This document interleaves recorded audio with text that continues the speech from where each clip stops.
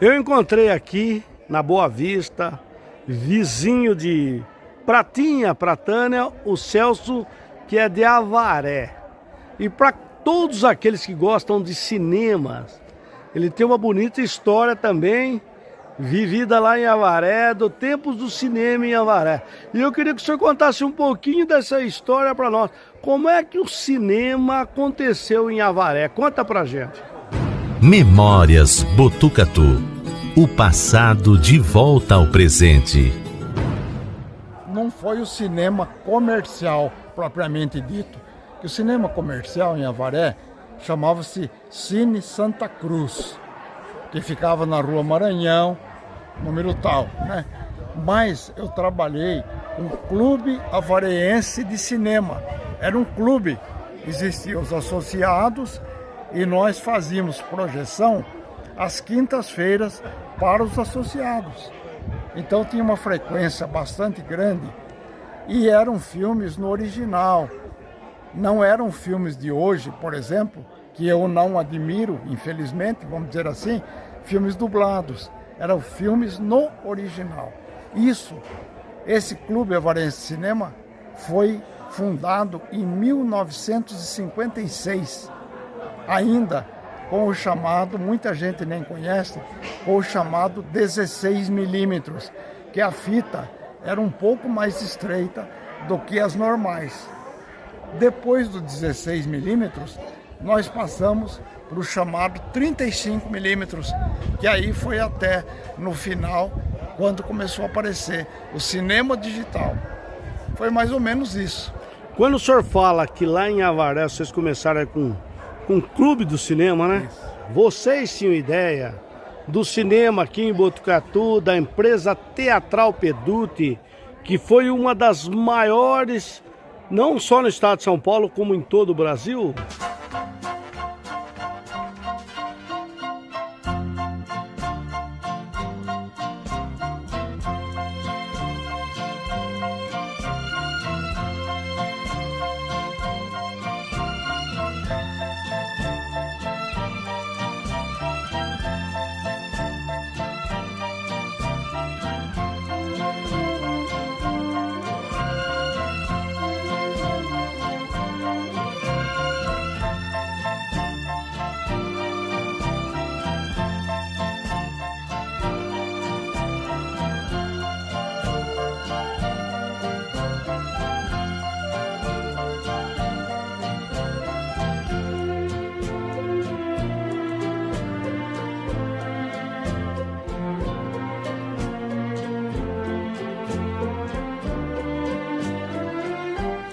Quando nós começamos lá em 1956, que eu não estava presente, eu tinha 10 anos apenas, mas os diretores com mais idade começaram a receber filmes da empresa Teatral Peduti aqui de Botucatu.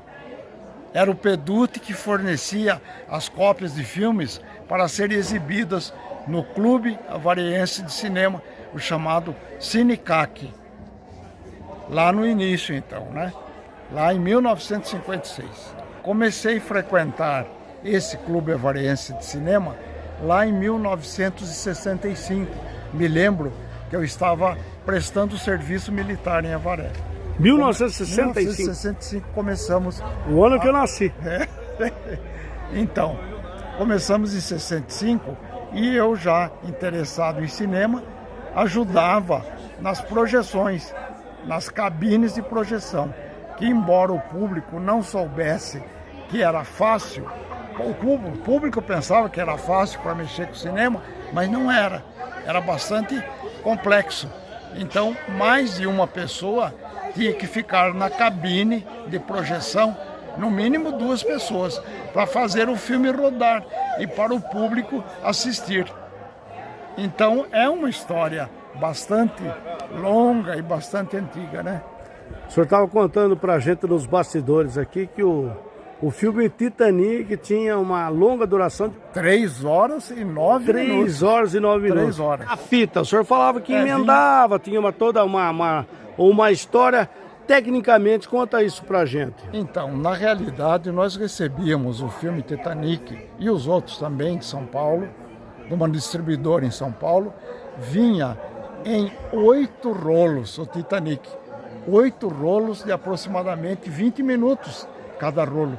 E aí nós tínhamos que emendar essa fita desses 8 rolos para poder depois projetar no cinema. Era um trabalho... Era um trabalho bastante árduo. Bastante árduo, exatamente, que o público nem fazia ideia. Não fazia. Agora me conta, essa saudade, o senhor trabalha ainda com o cinema ou tem uma saudade daquele tempo que hoje a tecnologia mudou muito, né? Eu não trabalho mais com cinema, mas tenho realmente, como você citou, muita saudade. Porque hoje, com o digital, não precisa nem mais de uma pessoa para ir na cabine do cinema. Ele simplesmente liga o projetor e dispara o filme. E como eu havia comentado com você anteriormente, os filmes hoje, eles são recebidos via satélite, com uma antena no telhado do cinema, com uma antena onde as companhias de São Paulo transmitem para essa antena e essa antena joga no projetor que é lançado na tela para que o público assista. Esse é o chamado cinema digital. Aquele tempo antigo, então, ficou só saudade. Ficou só saudade, perfeitamente. E qual é a grande saudade que você tem do cinema para a gente finalizar? Pois é isso aí do cinema antigo, do cinema que necessitava muito trabalho. E hoje não tem, digamos assim, muita graça para aqueles que trabalham no cinema, né? Essa é a grande verdade. Memórias Botucatu. O passado de volta ao presente.